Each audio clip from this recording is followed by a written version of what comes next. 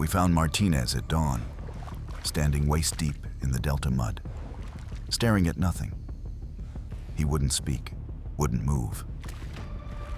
When we finally pulled him out, his rifle was empty, all 20 rounds fired into the water. But there was no blood, no bodies, just those tracks leading into the mangrove swamp. Tracks that shouldn't exist. Three-toed, clawed, almost human-sized, but wrong. The company medic said Martinez was in shock, but shock doesn't explain what he kept whispering for the next 6 hours. They walked like men. They had scales. They took Johnson. We'd written Johnson off as MIA after the ambush 3 nights prior. Charlie got him, we assumed. But Martinez's story didn't match any Viet Cong tactics I'd ever heard of. And when we went back to look for those tracks, we found something else. Something that made me realize the war in the Mekong wasn't just against an enemy we could see.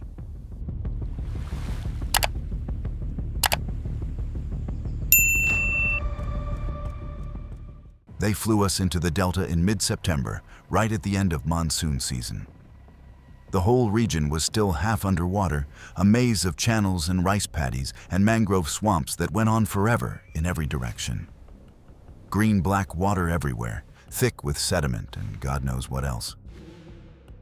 The smell hit you first, rot and salt and fish and human waste all mixed together in the humid air. Breathing felt like drowning slowly. Our mission was simple on paper. Observe enemy supply routes, report movements, stay invisible. Reality was harder. The Delta didn't want you invisible. It wanted you gone. Leeches found their way into your boots within an hour. Mosquitoes formed clouds so thick you'd breathe them in. The mud had suction like it was trying to pull you down into whatever was beneath. But the worst part was how alive it felt. Not alive like a forest back home, with birds and deer and the occasional bear. Alive like something was watching. Always. The local Vietnamese felt it too. I noticed it the first day when we passed through a village to link up with our interpreter. Old women would glance at the water and make quick gestures, not quite the sign of the cross, but close. Kids played everywhere except near the canal banks. Nobody fished after dark, even though that's when the water was calmest. Our interpreter was a thin guy named Thuan who'd worked with American units for 2 years. Good English, reliable intel, never spooked. But when I asked him about the water, why nobody went near it at night, his face went blank. He said something about crocodiles. I'd seen crocodiles. The look in these people's eyes wasn't about crocodiles. It should have been my first real warning. It took less than a week for the warning signs to become impossible to ignore.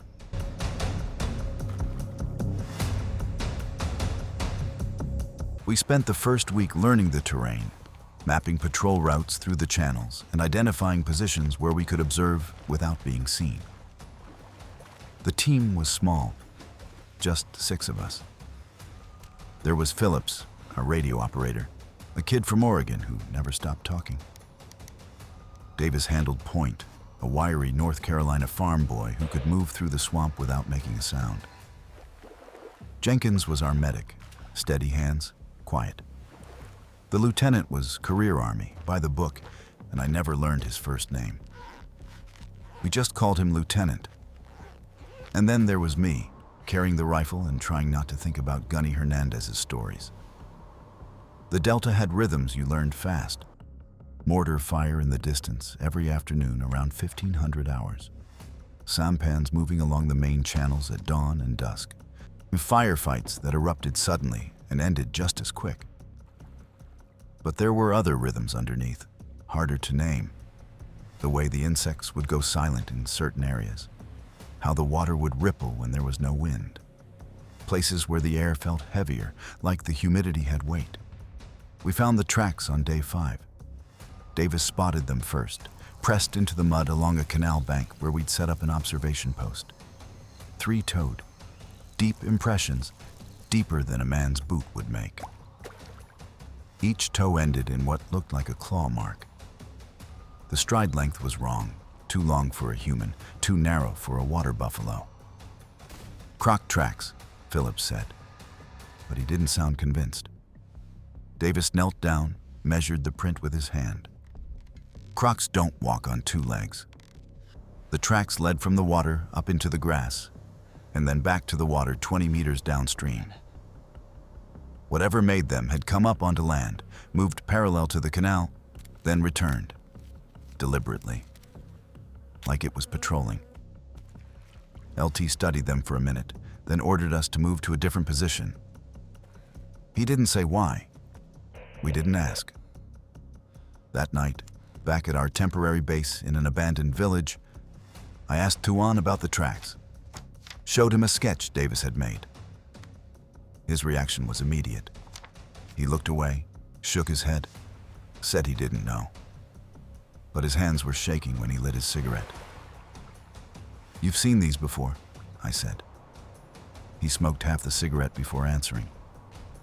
"My grandfather's village, near Cantho, when I was small. We had a rule: nobody near the water after dark. Not fishermen, not children, nobody. Why? Because of what lives there. What lives there?" He looked at me with an expression I couldn't read. Not fear exactly, something older. Things that were here before people. Things that don't leave. I waited for him to continue, but he just finished his cigarette and walked away. The sound started that same night. I had first watch, 2200 to 0200, posted up on the second floor of a half-collapsed building that gave us a view of the main channel. Phillips was asleep below. Davis and Jenkins were at the other observation point across the village.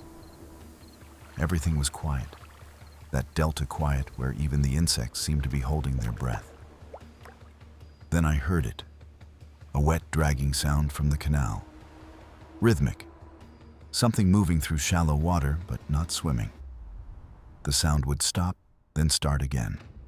Stop, start, unlike footsteps.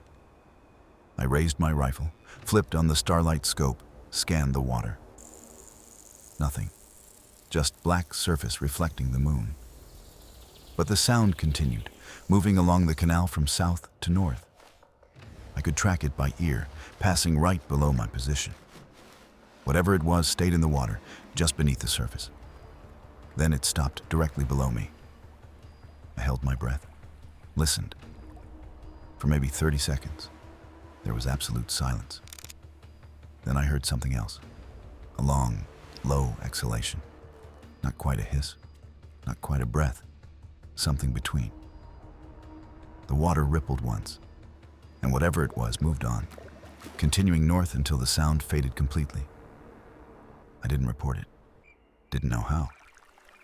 But 3 days later, we found proof that something was hunting in the delta, and it wasn't just hunting us. The Viet Cong camp appeared 3 days later, and it was all wrong.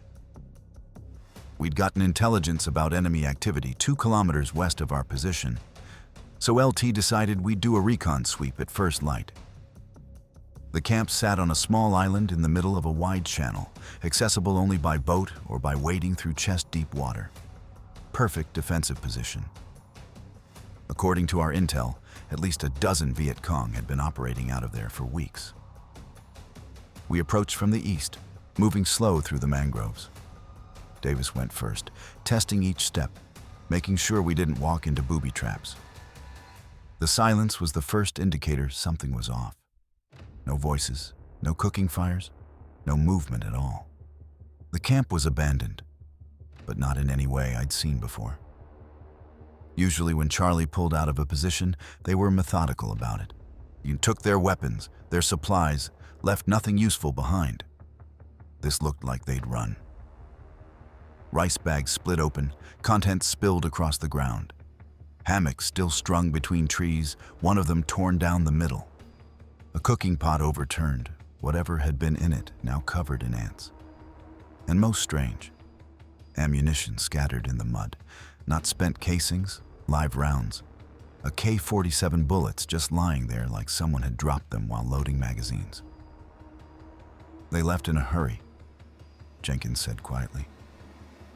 Phillips found the first real evidence near the water's edge. 4 gouges in a wooden post that supported one of the shelters. Deep parallel grooves, each one about as long as my finger. They started high, maybe 7 feet up, and dragged downward, splintering the wood. And what the hell makes marks like that? Phillips ran his finger along one of the grooves. Not bullets, not shrapnel.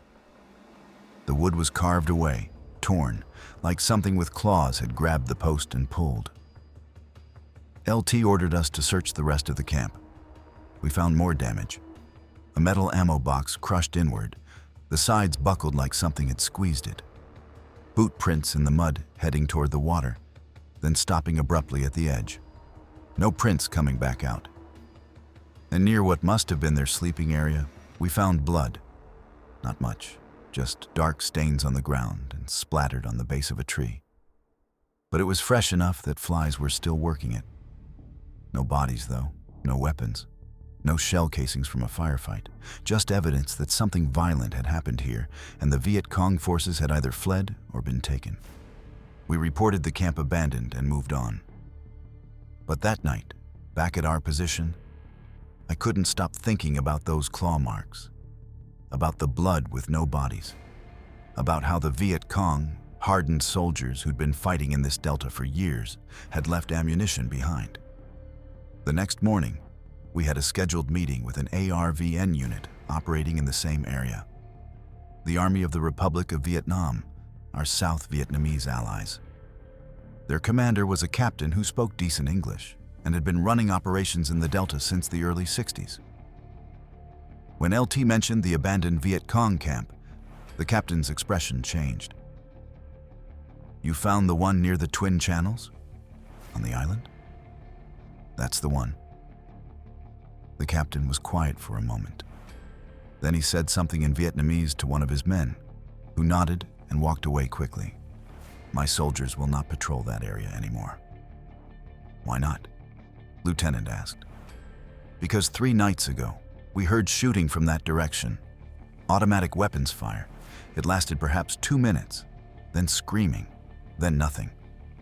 We assumed it was an American airstrike. There was no airstrike." "No," the captain said. I did not think so. He pulled out a cigarette, lit it with hands that weren't quite steady. "We lost a patrol last month. 4 men. They were tracking Viet Cong along the southern channel, radioed in their position at dusk, said they would return at dawn. We never heard from them again. We found their radio 3 days later, smashed. And we found tracks. Large tracks. Not human." "What kind of tracks?" The captain looked at me directly.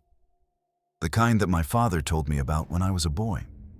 The kind that old men in the villages still talk about. Goi Rong, dragon people. Things that live in the deep water and come out to hunt when the sun is gone." He finished his cigarette and ground it out under his boot. "Your Lieutenant Hernandez was not crazy, if that is what you are wondering. Many men have seen them. We just do not write it in the reports." That was the moment I stopped dismissing what I'd heard on watch. Stopped looking for rational explanations. Because if the Viet Cong were running from something, and the ARVN wouldn't patrol certain areas, then we were all afraid of the same thing. 2 days later, we rotated back to the main firebase for resupply and briefing. The firebase sat on slightly higher ground. Relatively speaking, everything in the Delta was wet, and housed maybe 200 personnel at any given time. It had the usual: sandbag bunkers, a landing pad for choppers, rows of tents, and a small operations center where intel guys pored over maps and radio transcripts. I was heading to the mess tent when I saw him. Old guy, maybe 60, sitting outside the operations center with a cup of coffee and a cigarette. Weathered face, the kind of deep tan you only get from decades in the sun. He wore civilian clothes, but carried himself like military. When he saw me staring, he nodded. "You just came from the Delta," he said. Not a question. "Yeah, how'd you know?" He smiled, but it didn't reach his eyes. "Like you have the look. Like you have seen something you cannot explain." I sat down across from him without being invited. "Who are you?" "My name is Laurent Mercier. I was with the Foreign Legion. First Indochina War, 1950 to 1954. I stayed after."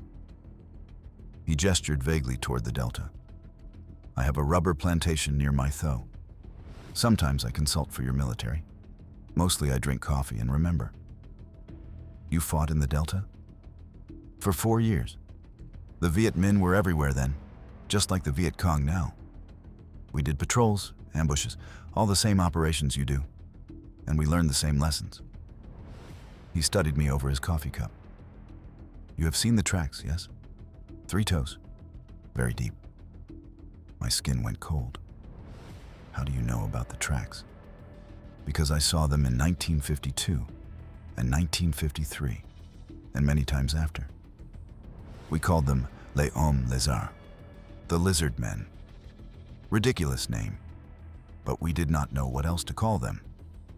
The Vietnamese had their own names, Ngoy Rong, Ca Sao Ngoy, different words in different villages. But they all meant the same thing. Things that walk like men, but are not men. Things that live in the water." He pulled out a worn leather notebook from his jacket pocket, flipped through pages covered in neat handwriting and sketches. He stopped on a page dated May 1953 and turned it toward me. The sketch showed a humanoid figure, tall and lean, with an elongated head and what looked like scales covering the body. The proportions were wrong, arms too long, legs bent backward at the knee like a bird's, 3-fingered hands ending in claws, and the eyes, even in pencil, looked intelligent. "You saw one," I said. "I saw many. My unit lost 11 men in 2 years to them. Never in daylight, always at night, always near water. Sometimes we would find the bodies, sometimes only blood and equipment. The Viet Minh lost men too. We would find their camps abandoned, just like you did. Or we would hear firefights in the distance and arrive to find nothing but spent ammunition and those tracks everywhere. Did you report it?" Laurent laughed, a bitter sound. "Of course. My commanding officer wrote it up as enemy contact. Every time. Because what else could we write? That monsters killed our men? The generals in Hanoi would have sent us home for psychiatric evaluation." He closed the notebook. But there were whispers. Intelligence officers who collected the reports noticed patterns. Certain grid coordinates where both French and Viet Minh avoided patrolling at night. The areas where casualties were listed as MIA, but the circumstances were unusual. Did anyone ever figure out what they are? Theories, nothing more. Some said they were a species that evolved separately, hidden in the remote waterways. Some thought they were human once, changed by something in the environment. The Vietnamese elders said they have always been here, since before humans built the first villages. Ancient guardians of the Delta, spirits made flesh. He shrugged. I stopped caring what they are. I only care that they are real. He pulled something else from his pocket, a small object wrapped in cloth. When he unwrapped it, I saw a scale, thick as my thumbnail, roughly diamond-shaped, colored somewhere between dark green and black.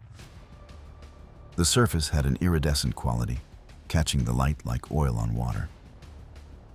I found this in 1953, embedded in a tree where one of them had been. Sent it to a friend in Paris who worked in biology. He could not identify it. Said the cellular structure was reptilian, but the density was wrong. Too strong. He asked where I had obtained it. I never wrote back. I reached out to touch it, but Laurent pulled it away. Keep your distance from them if you can. They are not animals. They think, they plan, They hunt with purpose, and they do not forgive intrusion into their territory. He wrapped the scale again and pocketed it. The delta belongs to them. We are only visitors. The ones who forget this do not come back. He stood up, finished his coffee, and walked away without another word. I sat there for a long time, staring at the delta stretched out in the distance, green and black and alive. And somewhere in all that water, things that had been here long before the war and would be here long after.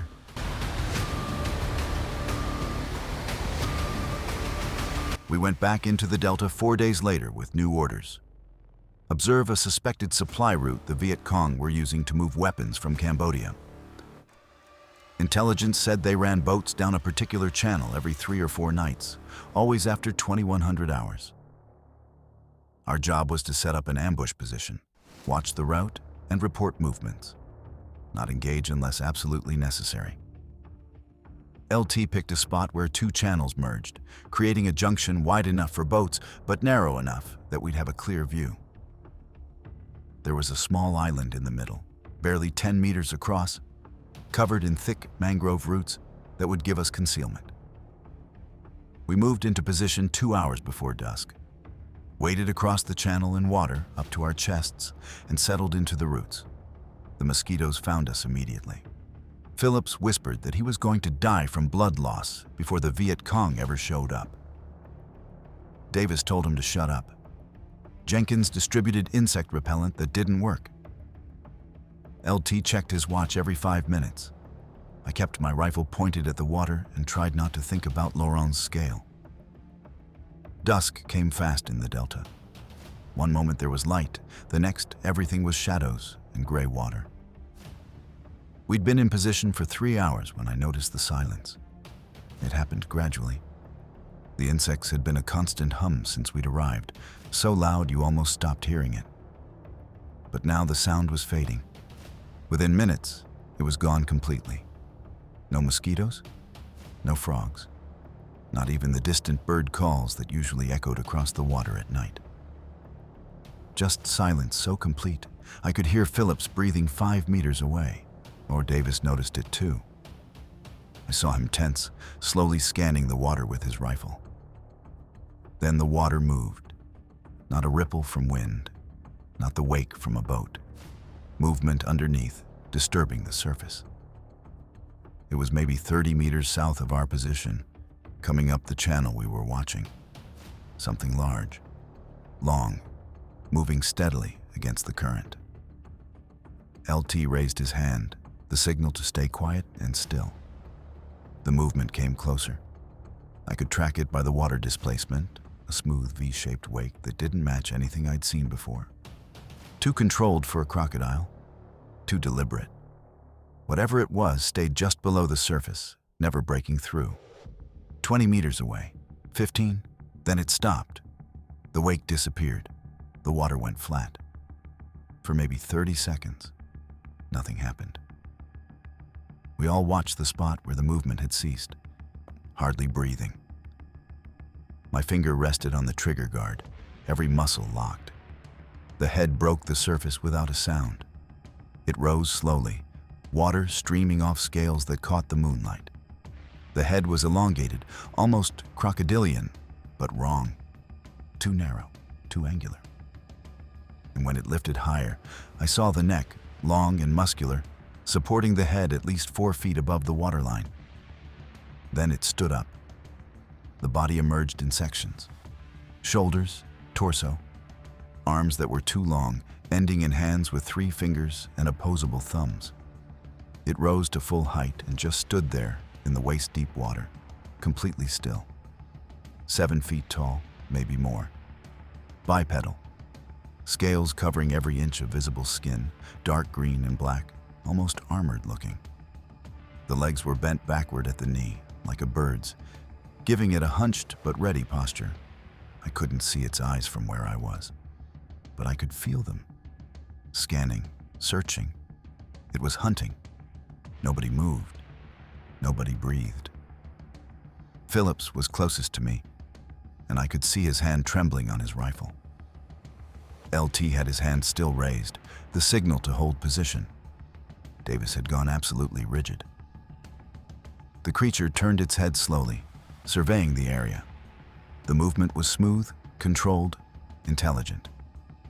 This wasn't an animal following instinct. This was something thinking, deciding. When it turned in our direction, I saw its eyes. Even in the darkness, they reflected the moonlight. Yellow-green, vertical pupils, fixed directly on our island. It knew we were there.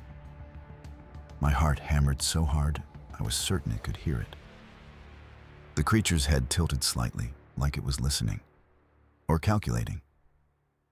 Then it took a step toward us, and the water barely moved. Its foot made no splash when it came down. Another step, then another. It was crossing the channel toward our position. LT's hand moved to his sidearm.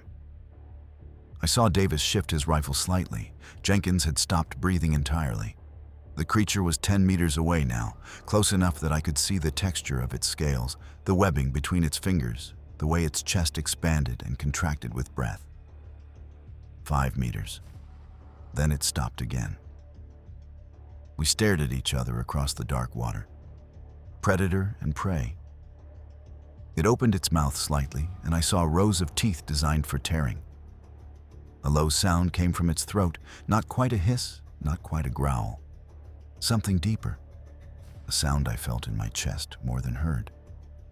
It held our gaze for what felt like an eternity. Then it closed its mouth, turned slowly, and walked back across the channel the way it had come. It didn't hurry, didn't show any sign of fear or retreat. It simply decided we weren't worth the effort. When it reached the deeper water, it sank below the surface without a ripple and disappeared. The insect started up again 5 minutes later. None of us spoke. LT lowered his hand. We stayed in that position for another 4 hours, watching for the Viet Cong supply boat that never came. When we finally extracted at dawn, wading back across the channel to solid ground, LT stopped us before we moved out. "We saw a crocodile," he said quietly. "That's what goes in the report. A large crocodile. Everyone clear?" We all nodded, but we knew what we'd seen, and we knew it had let us live.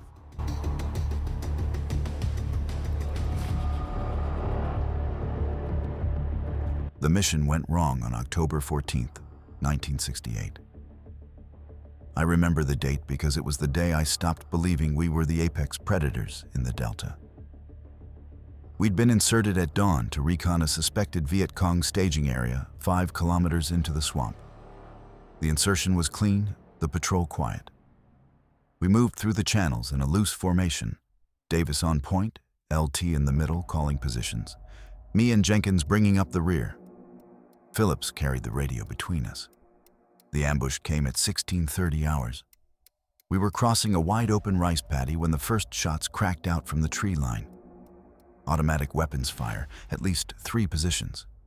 We scattered, returning fire, trying to reach the nearest cover.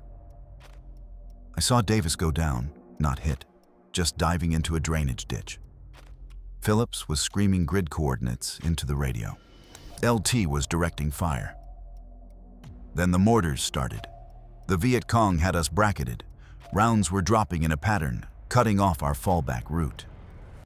LT made the call to split up, break contact in pairs, rally at a secondary position 2 clicks north.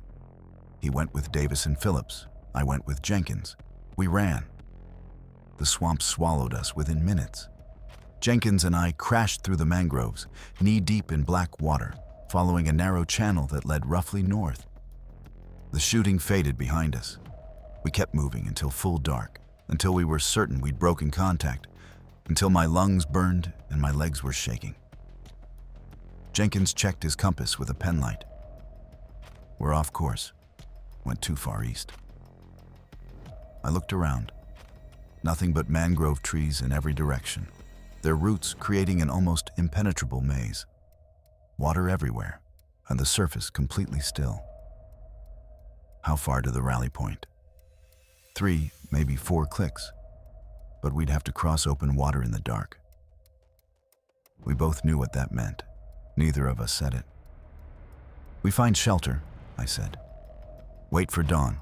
Move at first light." We found a structure 20 minutes later. An old fishing hut on stilts, abandoned and half collapsed but still standing. The floor was about 6 feet above the water, accessible by a ladder that was missing half its rungs. We climbed up carefully, testing each board before putting weight on it. The inside was small, maybe 3 meters square. Holes in the roof let moonlight through. The floor creaked with every movement, but held. We positioned ourselves near the corners where the supports were strongest, rifles pointed at the ladder opening. "We'll do rotating watch," Jenkins said. 2 hours each." Agreed. The firefight had stopped completely now. The delta had returned to its usual night sounds: insects, distant water movement, the occasional bird. Jenkins took first watch. I tried to rest, but sleep wouldn't come. The adrenaline was still coursing through me, and something about the silence felt wrong. At 21:30 hours, the insects stopped. Jenkins noticed it the same moment I did. He sat up straighter, scanning the darkness below through the gaps in the floorboards. "You hear that?" "I don't hear anything." "Exactly." We waited, listened. The silence was absolute now, pressing in from all sides. Then I heard the water move. Not flowing, moving. Something displacing it. The sound came from the south, from the direction we'd come. Multiple somethings. I crawled to the edge of the floor, looked down through a gap, and the water below our hut was dark, almost black in the shadows. But I could see ripples spreading out from beneath us. Something was circling. "Jenkins," I whispered. "We're not alone." He moved to the opposite side, looked down. "Jesus, there's more than one." I counted the disturbances in the water.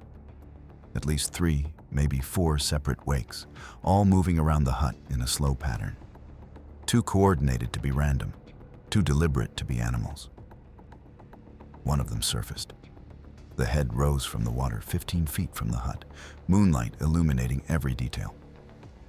Scaled, elongated, those yellow-green eyes staring directly at our position. It was completely motionless, just watching, studying. Then another surfaced on the opposite side. Then a third. They'd surrounded us. "What the hell are they doing?" Jenkins's voice was barely a whisper, tight with fear. "Testing us." As if in response, one of the creatures moved toward the hut. It walked through the chest-deep water on 2 legs, arms at its sides, moving with purpose. When it reached the stilts, it stopped and looked up at us. The intelligence in those eyes was undeniable. This thing was thinking, calculating. It reached out with one 3-fingered hand and gripped the nearest support post. The wood groaned under the pressure. "They're going to try to pull it down," I said, raising my rifle. "Don't shoot," Jenkins hissed. "We fire, we give away our position to the Viet Cong. We don't fire, we're in the water with those things." The creature pulled. The entire hut shifted, tilting slightly. Another creature grabbed a different post. They were working together, coordinating. Jenkins made a decision. He aimed at the nearest one and fired. The crack of the rifle was deafening. The bullet hit the creature high in the shoulder, punching through scales. It released the post immediately and dropped below the water without a sound. The others scattered, disappearing beneath the surface in ripples. We waited, rifles trained on the water, expecting them to rush us, expecting retaliation. But they were gone. The silence lasted maybe 30 seconds. Then the insects started again, slowly at first, then building to their normal volume. Jenkins and I stayed frozen, scanning the water below, searching for any sign of movement. Nothing. "Did we scare them off?" Jenkins asked. "I don't think so," Then why'd they leave? I looked at the blood in the water where Jenkins had shot the creature, dark stains spreading slowly across the surface. And because they learned what they wanted to know. They learned we'd fight back. They learned we have weapons. They were testing our defenses. And now they know. We stayed in that hut until dawn, both of us awake, both of us watching. The creatures never returned. But when the sun rose and we climbed down, I saw the marks their hands had left on the support posts. Deep grooves in the wood. Claw marks. They could have killed us. They chose not to.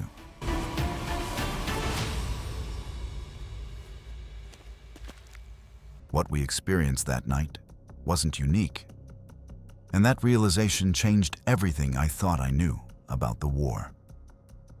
We reached the rally point at 0830 hours. LT, Davis, and Phillips were already there, along with 2 other teams who'd been operating in adjacent sectors. Everyone had made it out. No casualties from the ambush. Jenkins and I didn't mention the hut. Didn't mention what circled us in the dark. We just reported that we'd taken shelter overnight and moved at first light. LT nodded, marked us present, and called for extraction. The chopper came an hour later. We loaded up and lifted off, watching the delta shrink beneath us. Green and black water stretching to the horizon. From up there, it looked peaceful, almost beautiful. I knew better now.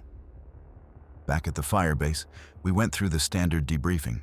ELT filed his after-action report, listed the contact with Viet Cong forces, noted that we'd broken contact successfully with no friendly casualties. He made no mention of anything else. Neither did we. I found Jenkins that evening outside the enlisted tent, smoking a cigarette with shaking hands. He'd been quiet since we got back, barely said a word during debriefing. When he saw me, he didn't look up. I keep thinking about how they moved, he said quietly. How they worked together. That wasn't animal behavior. That was tactical. I know. Nobody's going to believe this. No, I agreed. They're not. He finished his cigarette and immediately lit another. I'm putting in for transfer. Medical company. Anywhere but the Delta. They'll ask why. I'll tell them I can't handle the stress. They'll believe that. Half the guys here are barely holding it together anyway. He looked at me directly for the first time. You should do the same. I've got 4 months left on my tour. 4 months is a long time in the Delta. He was right, but I didn't transfer. Something kept me there. Maybe I needed to understand what we'd seen. Maybe I just needed to know I wasn't crazy. Jenkins shipped out 2 weeks later. I never saw him again. I started asking questions, carefully, quietly. Found out I wasn't the only one who'd seen things. A staff sergeant from the 9th Infantry Division told me about a patrol that went missing for 3 days near Vinh Long. When they finally stumbled back to base, 2 men were gone, and the rest wouldn't talk about what happened. Just kept repeating they'd gotten lost in the swamp. A Navy riverboat crew described something that had paced their boat for 20 minutes one night, staying just below the surface, keeping perfect speed with them. When they aimed their spotlight at the water, whatever it was dove deep and disappeared. An ARVN ranger showed me a scar on his arm, 4 parallel gouges that looked like claw marks. Said he'd gotten it during a night ambush when something grabbed him from the water. His team fired into the darkness and it let go. He never saw what it was. The pattern was always the same. Nighttime. Water. Something that moved with intelligence and purpose. And nobody ever reported it officially, because who would believe them? I found the answer in a conversation with a Navy chaplain who'd been in country since 1965. He'd heard enough confessions, enough whispered stories, and that he'd started keeping notes. Not official records. Just a personal journal of things that didn't fit the war we were supposed to be fighting. There's an understanding, he told me. Unwritten, unspoken. Both sides have learned it. The Viet Cong don't patrol certain areas at night. Neither do we. There are channels, entire grid squares, where fighting stops after dark. Not because of orders, because of experience. Experience with what? With the things that were here first. The things that consider the Delta their territory. We're guests here. Uninvited guests. And as long as we respect certain boundaries, we're tolerated. When we don't, he didn't finish the sentence. How long has this been going on? The French knew. Before them, the Japanese knew. Before them, the Chinese knew. Go back far enough, and you'll find Vietnamese stories from 1,000 years ago describing the same things. Ngoi Rong, water dragons, river guardians, different names for the same reality. So we just accept it? Pretend it's not happening? What choice do we have? Fight a war on two fronts? Against an enemy we can see and an enemy we can't understand? He closed his journal. The creatures don't take sides. They kill Viet Cong just as readily as they kill us. There's a strange equality in that. Both armies lose men to them. Both armies have learned to stay away from certain places. It's the closest thing to a ceasefire this war has. I completed my tour in February 1969. Never saw the creatures again. Never went near the water after dark. When I rotated home, I buried the memories as deep as I could and tried to forget. I didn't succeed.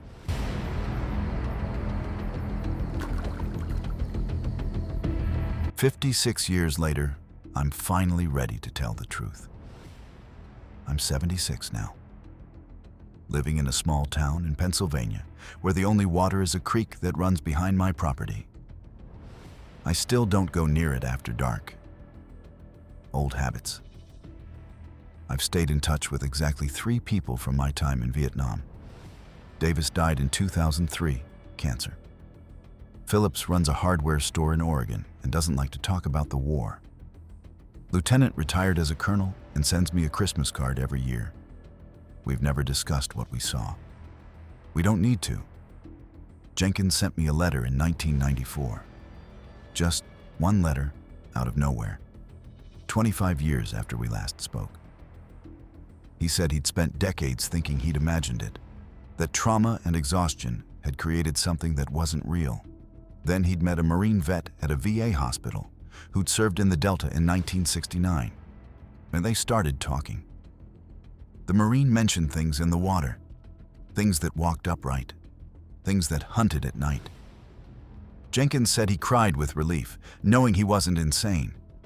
He asked if I ever thought about them. I never wrote back, didn't know what to say. Over the years, I've found others. Quiet conversations at VFW halls, a nod of recognition when someone mentions the Mekong, a few words exchanged that confirm we saw the same things, experienced the same fear, carried the same silence. There are more of us than you'd think. We just don't talk about it publicly.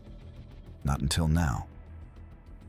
I decided to tell this story because I'm running out of time to tell it.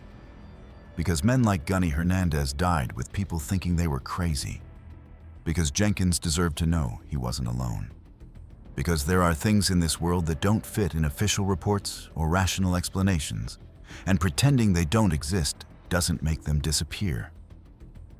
I don't know what those creatures were. Ancient species that evolved in isolation? Something else entirely? The Vietnamese have stories going back centuries, and who am I to say they're wrong? All I know is what I saw, what we all saw. The Delta hasn't changed. It's still there, green and black and alive, still full of channels and swamps and things that move in the darkness. The war ended in 1975, but I guarantee you those creatures are still there, still hunting, still walking upright through water that belongs to them. If you served in the Mekong Delta and you saw something you couldn't explain, something you were afraid to report, you're not alone. You never were. We know what's out there, and it knows we were there. Please like, subscribe if you enjoy this story.